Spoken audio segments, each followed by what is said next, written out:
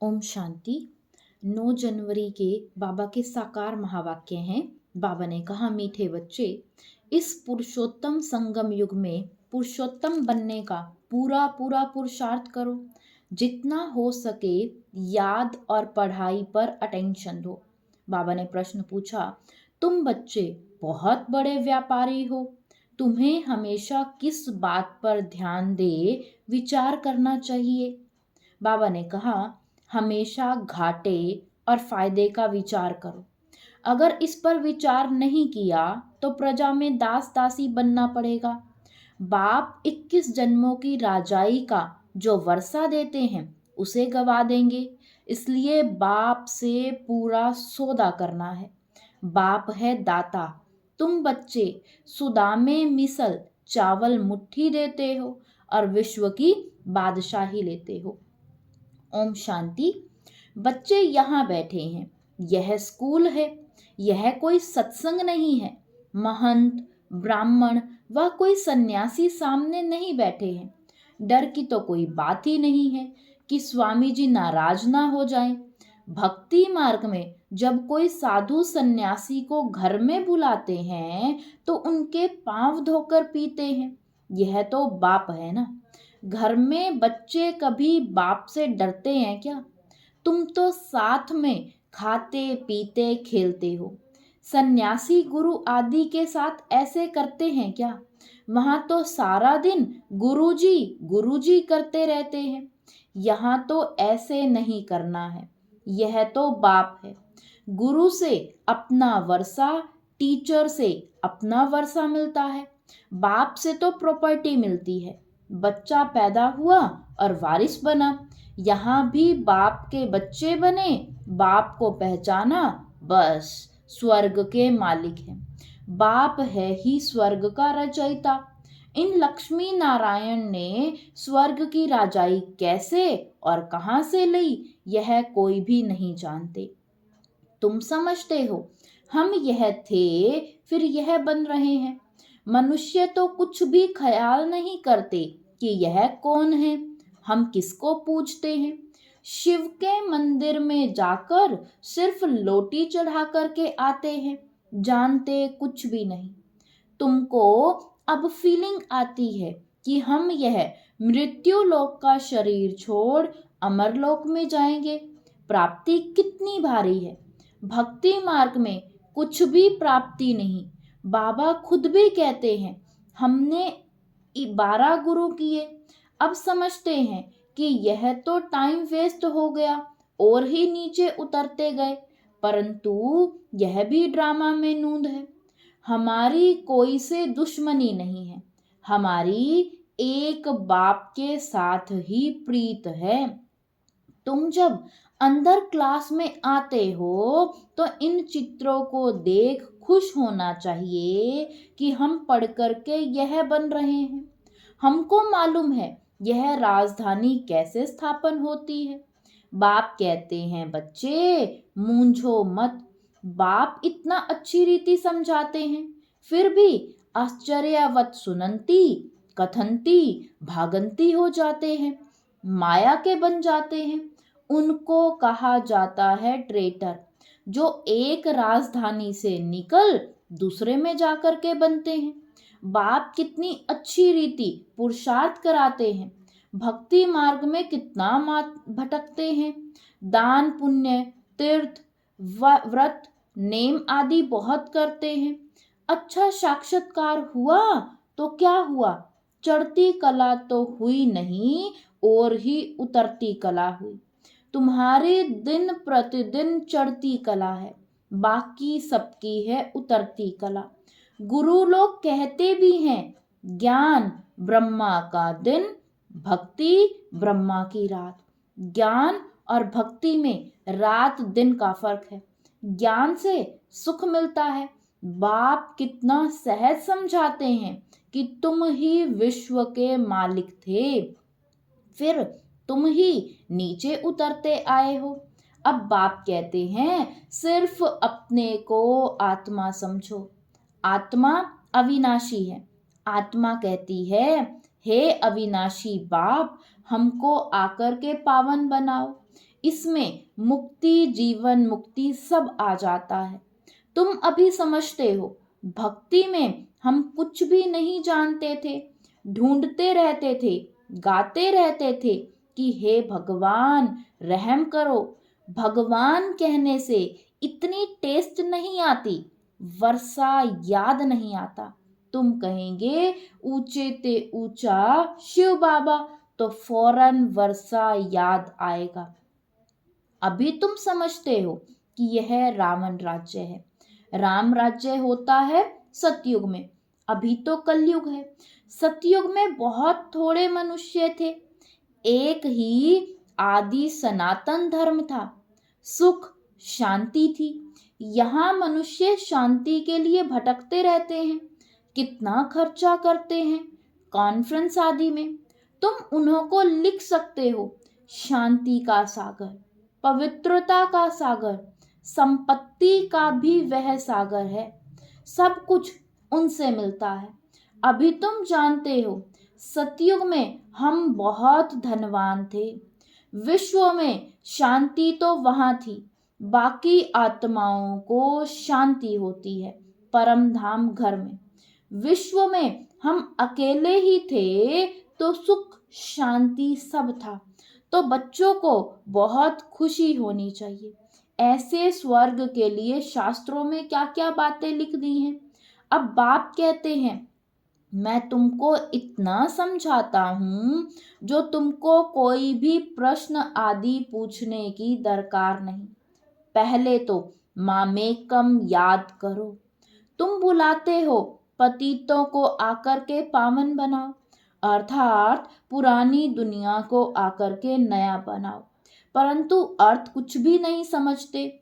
सूत मुझा हुआ है, अब सुलझाना पड़ता है। भक्ति में कितने चित्र बनाए हैं, कृष्ण को चक्र दे दिया है जिससे अकासुर बकासुर को मारा। अरे वह कोई हिंसक था क्या? फिर कहते हैं फलानी फलानी को भगाया, डबल हिंसक बना दिया है। वंडर है ना, जिन्होंने शास्त्र बनाए हैं उन्हों की बुद्धि की कमाल है। फिर उनको कहते हैं व्यास भगवान। अब बाप कहते हैं मुझे याद करो और दैवी गुण धारण करो, और कोई बात नहीं। तुमको योग में बिठाया जाता है क्योंकि बहुत हैं जो बाबा को याद नहीं करते, अपने ही धंधों में रहते हैं, उनको फुर्सत ही नहीं है। परंतु इसमें तो काम आदि करते भी बुद्धि से याद करना है। तुम आशिक हो मुझ माशूक के, अब मैं तुमको कहता हूँ और संग तोड़ मुझ एक संग जोड़ो। खाते पीते सिर्फ यह आदत डालो कि मैं आत्मा हूँ और बाप को याद करो। बाप तुमको कितना उच्च बनाते हैं, तुम यह पाई पैसे की बात नहीं मानते, मुझे याद नहीं करते। अपने बाल बच्चों को करते हो, मुझे नहीं कर सकते हो। वास्तव में निष्ठा अक्षर कहना रोंग है। बाबा डायरेक्ट आकर के कहते हैं मामेकम याद करो। कल्प पहले भी सम्मुख बाप ने समझाया था, अभी समझाते हैं। मीठे मीठे बच्चे, कल्प के बाद मिले हुए लाडले बच्चे, अब तुम्हारे 84 जन्म पूरे हुए। अब वापस जाने के लिए तुमको पवित्र जरूर बनना पड़ेगा। विकार में जाने के कारण ही तुम बहुत पतित बन गए हो। पावन नहीं बनेंगे तो पद भी कम मिलेगा। अपने को आत्मा समझ बाप को याद करो और 84 के चक्र को भी याद करो। यही स्वदर्शन चक्र है, इसका अर्थ भी कोई नहीं जानता। मुख से ज्ञान शंख बजाना है, यह ज्ञान की बातें हैं। यह तुम्हारा बेहद का बाप है, स्वर्ग का रचयिता। बाप को याद करो तो तुम्हारी चढ़ती कला हो जाएगी। कितनी सहज बात है। तुम बच्चे अब समझते हो कि यह बना बनाया ड्रामा है। हर 5000 वर्ष के बाद बाप आते हैं। अब अच्छी तरह पुरुषार्थ करो, तुम धन के पीछे क्यों मरते हो? अच्छा, मास में लाख 2 लाख कमाएंगे, परंतु यह सब खत्म हो जाएगा। बाल बच्चे खाने वाले ही नहीं रहेंगे। लोभ रहता है कि पुत्र पोत्रेतर पोत्रे खाएंगे। ऐसे नहीं, पुनर्जन्म सब उस कुल में ही लेंगे। पुनर्जन्म पता नहीं कहाँ कहाँ लेते हैं। तुम तो 21 जन्म का वर्षा पाते हो। अगर कम पुरुषार्थ किया तो प्रजा में दास दासियां जाकर के बनेंगे तो कितना घाटा हो जाएगा। तो घाटे और फायदे का भी विचार करो।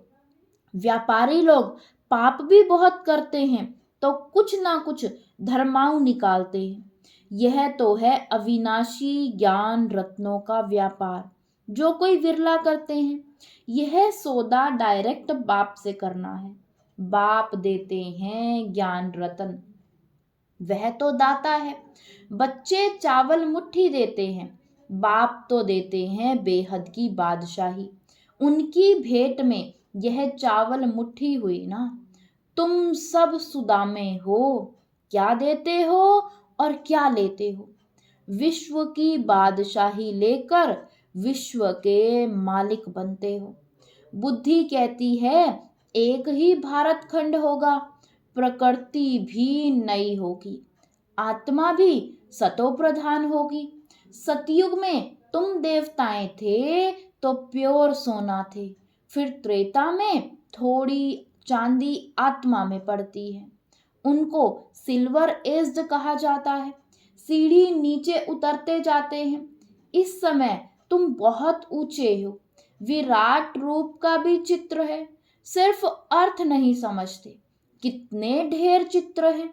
कोई क्राइस्ट का चित्र रखते हैं तो कोई साईं बाबा का रखते हैं। मुसलमानों को भी गुरु करते हैं, फिर वहां जाकर शराब की महफिल करते हैं। बाबा कहते हैं कितना अज्ञान अंधियारा है। यह सब है भक्ति का अंधियारा। संग की बहुत संभाल रखनी है। कहा भी जाता है संग तारे कुसंग बोरे। कुसंग है माया के 5 विकारों का। अभी तुमको सत बाप का संग मिला है, जिससे तुम पार जा रहे हो। बाप ही सत बोलते हैं। कल्प कल्प तुमको सत्य का संग मिलता है, फिर आधा कल्प के बाद कुसंग मिलता है रावण का। यह भी समझते हो कल्प पहले मिसल राजधानी जरूर स्थापन होगी, तुम विश्व के मालिक जरूर बनेंगे। यहाँ तो पार्टीशन होने के कारण कितने झगड़े होते हैं, वहां तो है ही एक धर्म।